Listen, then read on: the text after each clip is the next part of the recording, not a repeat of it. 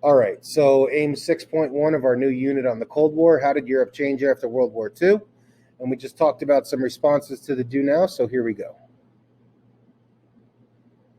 All right, I will give you a second.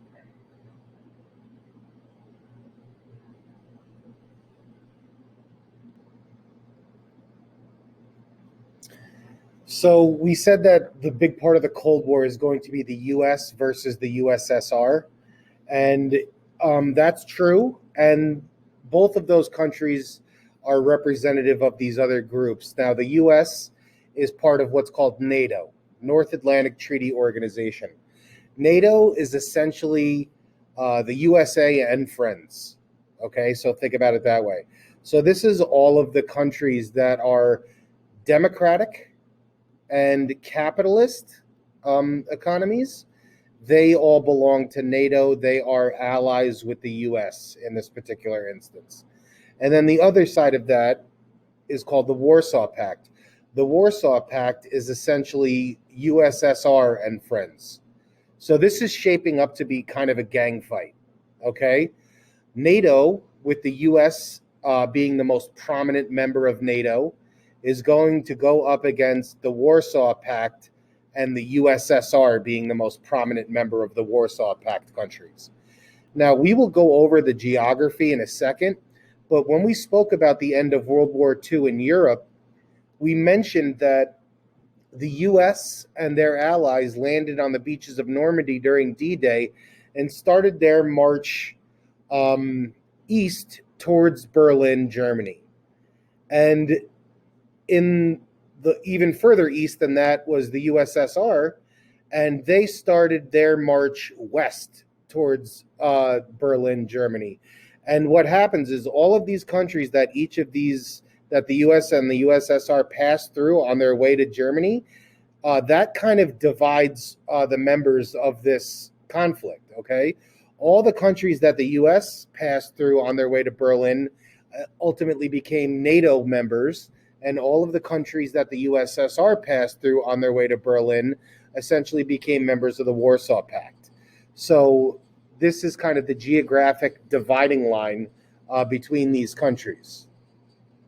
As we can see here, and I'll give you guys a second to copy this, but these two sides are represented, are kind of separated by what's called the Iron Curtain. The Iron Curtain is a nickname for the border between the NATO and Warsaw Pact countries. So now you can see kind of visually the geography that I was just describing to you.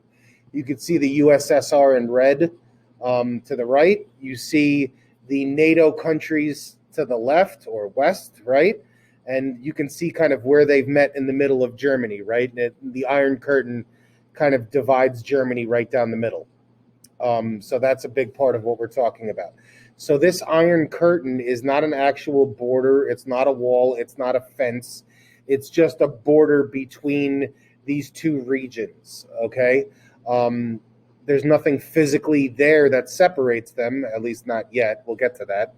But it's really just the border between where these two different kind of factions or these two different groups kind of meet each other. Okay, this is the border between them. All right, I'll give you a second here.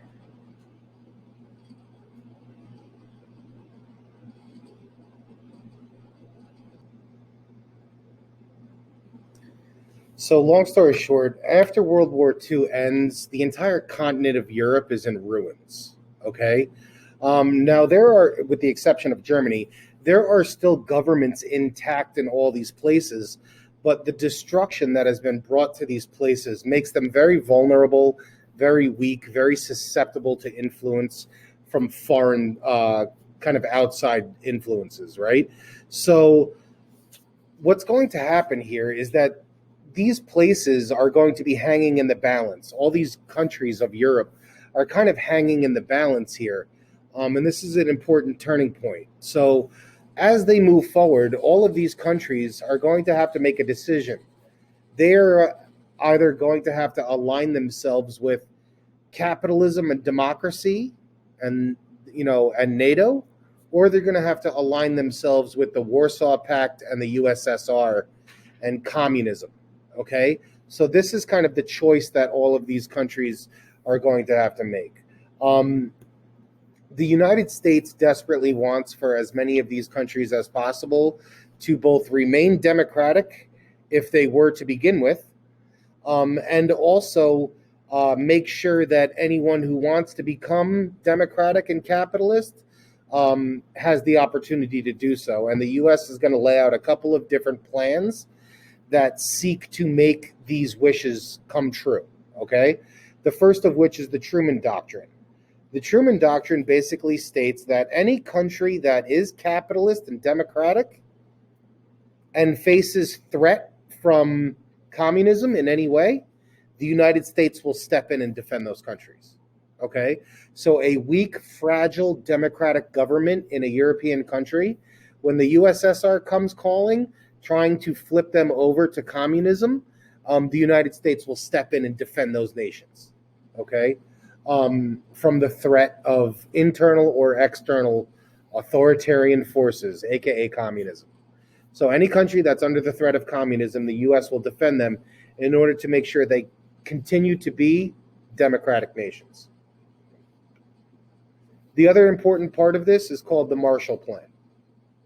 Now, in reality, this slide over here should the Marshall Plan should be bold and in red. So you probably will want to make sure you copy down that term. But the Marshall Plan basically says all of these countries that are in ruin, that are destroyed, and there's just rubble, they're all going to have to be rebuilt. And the United States lays out this plan that the U.S. will agree to rebuild these places out of their own pocket. And the only thing that the U.S. will ask in return is a pledge of loyalty to capitalism and democracy. And this is a weapon, so to speak, that the United States is going to use in order to gain allies in this Cold War. Okay? So they're essentially saying, hey, they're kind of buying, friends, so to speak, right? Like, yeah, your country's in ruin, it's destroyed. We'll pay to rebuild it as long as you promise to continue to be democratic and capitalist. So these two plans lay the groundwork for the United States to try to gain as many allies in Europe for NATO and themselves as they can. And that's kind of what they're after with these two plans here. Okay, last slide. I'll give you a second.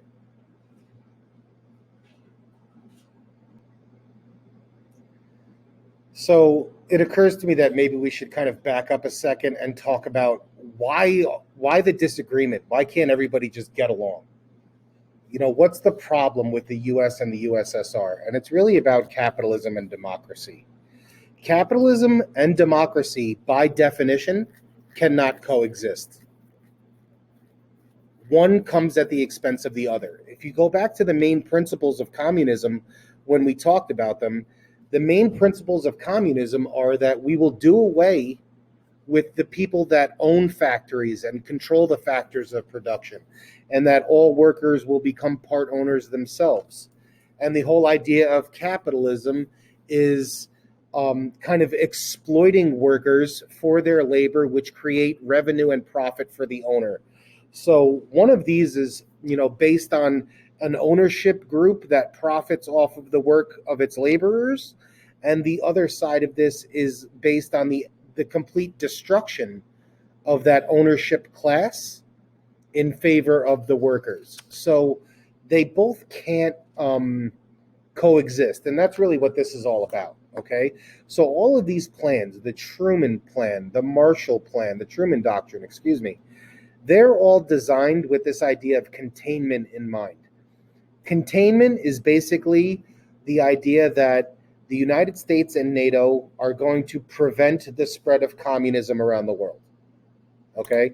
The idea of containment is that communism will stay where it is already and spread no further. Okay?